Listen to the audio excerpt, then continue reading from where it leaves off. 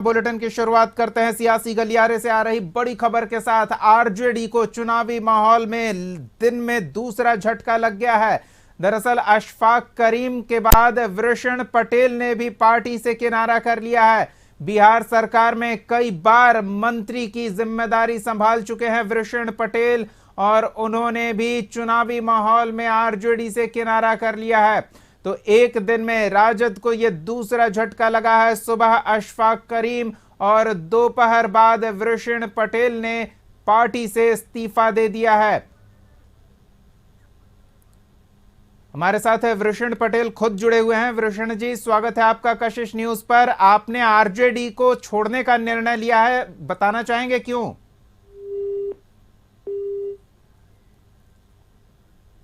चलिए हम दोबारा जुड़ने का प्रयास करेंगे। उन्होंने ये पत्र भेजा है पार्टी प्रमुख को और इस पार्टी प्रमुख को भेजे गए पत्र में पार्टी से इस्तीफा देने का जिक्र किया गया है। तो अशफाक करीम के बाद ये एक ही दिन में राजद को दूसरा झटका लगा है। कई बार मंत्री पद की जिम्मेदारी संभाल चुके वरिष्ठ नेता वृषण पटेल ने आरजेडी से किनारा कर लिया है। बड़ी खबर इस समय की आपको बता रहे हैं, ये एक्सक्लूसिव तस्वीर आपको दिखा रहे हैं। वृषण पटेल का ये हस्तलिखित पत्र जिसके माध्यम से उन्होंने आरजेडी छोड़ने की जानकारी पार्टी प्रमुख को भेजी है। सुबह ही अशफाक करीम ने आरजेडी छोड़ने का फैसला सार्वजनिक किया और कुछ ही घंटों बाद वृषण पटेल, कद्दावर वरिष्ठ नेता वृषण पटेल हमारे साथ जुड़े हुए हैं। वृषण पटेल जी, आपने आरजेडी छोड़ने का फैसला लिया है, क्या कारण बताएंगे सर? कारण नहीं है, कारण हमने महसूस किया कि आरजेडी को जो आरजेडी का सामाजिक न्याय और धर्म निरपेक्षता में कोई आस्था नहीं है जी। ये लोग सिर्फ बात करते हैं। इनको न उसमें आस्था है, न जो दल समर्पित कार्य करता है उनकी कोई पूछ है। और दल अलग और इनका फैसला अलग। वहाँ सिंगल विंडो सिस्टम है, दल से इन लोगों को कोई मतलब नहीं है। दल कुछ और चाहता है और ये कुछ और चाहते हैं और जो मन में आता है वही करते हैं। तो हमने इस्तीफा दे दिया कि हमारे नीतीश ये तेजस्वी जी जो भविष्य का कुनवा तैयार कर रहे हैं जी, जिससे वो बिहार को प्रगति के पथ पे ले जाएंगे। तो जरा आप लोग तो पत्रकार हैं, जरा उस लिस्ट को देख लीजिए, वो जो कैंडिडेट की सूची है, और क्या ऐसे ही लोगों के बल पर ये बिहार को आगे ले जाएंगे? तो मैं ज्यादा तो नहीं कहूंगा, लेकिन इतना ही कहूंगा, हम लोगों के यहाँ ये तेजस्वी जी कांटा बो रहे हैं और हम लोगों के यहाँ कहावत है, बोया पेड़ बबूल का आम कहाँ से होए। तो ये कांटा बोए हैं भविष्य में और वर्तमान में, दोनों में इनको कांटा ही काटना पड़ेगा। और कांटे के साथ जाएंगे तो कांटा तो इनको चुभेगा ही। वृषण पटेल जी, जितना आपका राजनीतिक अनुभव है उतनी मेरी उम्र भी नहीं है। एक भविष्य का खाका आज संकल्प पत्र के माध्यम से भी दिखाया गया है, तो उसमें कुछ सकारात्मक नहीं दिख रहा है क्या? यानी वो जो आपने उनका घोषणा पत्र देखा जी, वो तो लग रहा है कि इस देश के कोई प्रधानमंत्री बोल रहे। तो आप जरा उनका देख लीजिए कि जो घोषणा उन्होंने किया है वो घोषणा करने के लायक वो हैं क्या? जी, बस, थैंक यू। बहुत बहुत धन्यवाद है वृषण पटेल जी कशिश न्यूज के साथ जुड़ने के लिए, अपनी प्रतिक्रिया हमारे साथ साझा करने के लिए। न्यूज रूम का रुख कर लेते हैं, सहयोगी अमित सिंह हमारे साथ जुड़े हुए हैं। अमित, एक ही दिन में ये दो बड़े झटके लगे हैं। पहले अशफाक करीम अल्पसंख्यक समाज के कद्दावर नेता और अब वृषण पटेल काफी अनुभवी और वरिष्ठ नेता पार्टी से किनारा कर लेते हैं, ये हवाला देते हुए कि भविष्य का खाका जो खींचने का दावा किया जा रहा है वो कुछ स्पष्ट नहीं दिख रहा है और लिस्ट से भी असंतुष्ट बताए जा रहे हैं। उन्होंने कहा कि वो लिस्ट भी संतोषजनक नहीं है, क्या कहेंगे?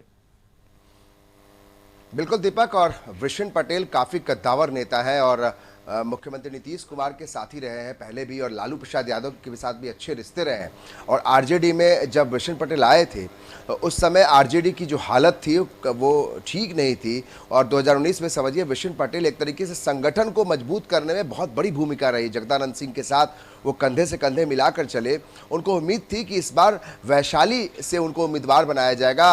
रेस में वो काफ़ी दिन रहे। तेजस्वी यादव भी चाहते थे कि वृषण पटेल जैसा चेहरा वो अगर आता है तो कहीं ना कहीं उसका फ़ायदा जो है वो न सिर्फ पार्टी को बल्कि बड़ा मैसेज जा सकता है। लेकिन अंततः वहाँ मुन्ना शुक्ला को टिकट मिल जाता है। और इस बात को लेकर जब तेजस्वी यादव बार बार उनसे सवाल किया जाता है कि आप तो बाहुबलियों से दूरी बनाने की बात करते हैं और आप चाहते हैं कि स्वच्छ छवि के लोग आएँ, तो फिर वृषण पटेल इसी बात से नाराज़ है कि आप सामाजिक न्याय की बात तो करते हैं लेकिन वो केवल आपके बयानों में होता है बल्कि धरातल पर नहीं है। शायद यही कारण है कि वृषण पटेल जैसे नेता जो है वो अब आरजेडी से दूर हो गए हैं। इसके अलावा आप देखिए सुबह में अशफाक करीम जो राज्यसभा से सांसद रहे उन्होंने भी इस्तीफा दे दिया। तो एक दिन में डबल झटके हैं और ये कह सकते हैं कि आरजेडी की लिहाज से बिल्कुल झटका लगा और इस झटके का जोर बढ़ाने की कोशिश विपक्ष की ओर से शुरू भी हो गई है। बीजेपी की ओर से प्रतिक्रिया आ रही है, एक बार वो अपने दर्शकों को सुनाते हैं। अमित बने रहे हमारे साथ। राष्ट्रीय जनता दल में वृषण पटेल, जगदानंद सिंह,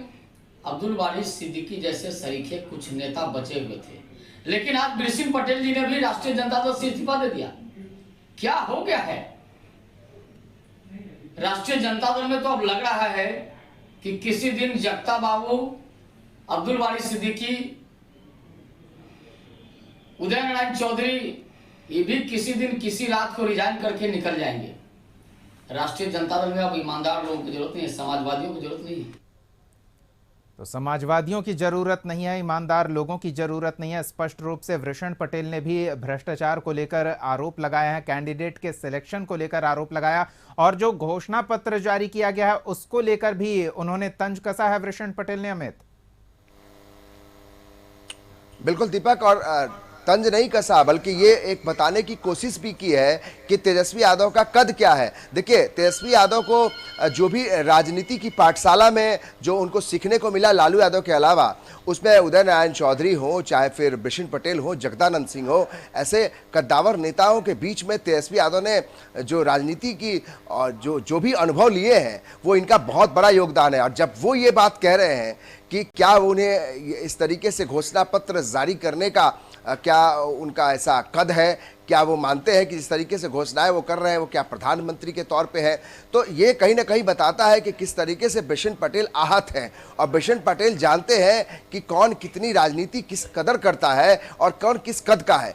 तो वृषण पटेल, हमने आपको पहले भी बताया कि चाहे वो नीतीश कुमार हो या फिर लालू प्रसाद यादव हो, वृषण पटेल की जो नज़दीकियां दोनों से बराबर रहीं और कद्दावर नेता है, मंत्री भी रह चुके हैं बिहार सरकार में। और ऐसे समय में जब वो चाहते थे कि अब आखिरी पड़ाव में, राजनीति के आखिरी पड़ाव में है, तो यहाँ पर कम से कम वो चाहते थे कि वैशाली से वो चुनाव लड़े, लेकिन वहाँ मुन्ना शुक्ला को टिकट मिल गया। जो जानकारी मिल रही है उससे बेहद आहत थे और ठीक उसी तरीके से जैसे अशफाक करीम आज सुबह सुबह उन्होंने इस्तीफा दे दिया। तो प्राथमिक सदस्यता से दोनों ही बड़े कद्दावर नेता ने इस्तीफा दे दिया। और सबसे बड़ा झटका मान सकते हैं कि वृषण पटेल जिस समाज से आते हैं उस समाज से बड़ा नुकसान हो सकता है। आप समझाने बुझाने की कोशिश कर रहे हैं, आप A to Z को लेकर साथ में चलने की बात कर रहे हैं तेजस्वी यादव, और आप जिस समाज से आते हैं वृषण पटेल, वहां पे आप चाहते हैं कि इसे अशोक महतो की पत्नी को जो आपने चुनाव लड़ाया मुंगेर में, तो वृषण पटेल उसी समाज से माने जाते हैं। तो कहीं ना कहीं एक बड़ा झटका हम कह सकते हैं कि आप A to Z की बात तो कर रहे हैं। नुकसान होता है और इस नुकसान की भरपाई कैसे की जाती है। बहुत बहुत धन्यवाद अमित इस तमाम बातचीत और जानकारी के लिए।